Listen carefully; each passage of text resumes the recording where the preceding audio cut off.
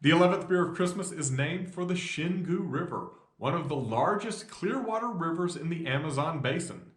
The beer, however, elected to go with a different color.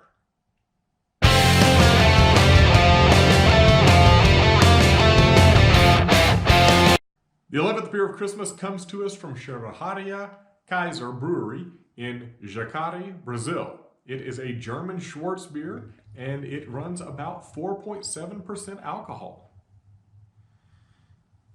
Look at this dark, but this is not quite engine oil and not quite as dark as the Russian Imperial Stout, but it is close. It is a deep chestnut brown. It is easily the color of the dark spots on this table.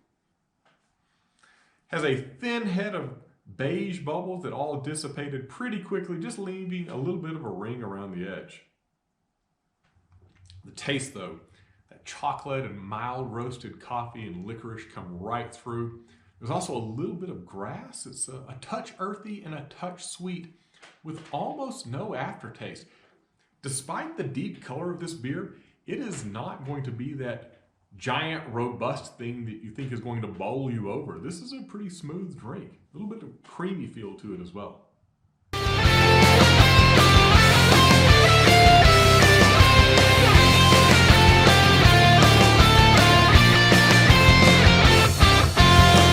Last night we discussed the heritage and history of Guinness.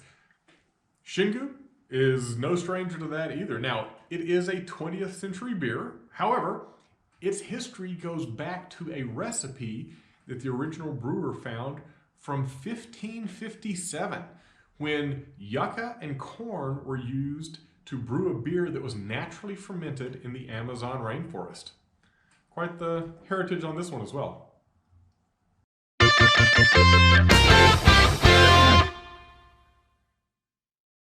If you pay attention to the world of craft beer at all, you have probably heard all about the buyouts where the big corporate giants are gobbling up all of the small craft brewers.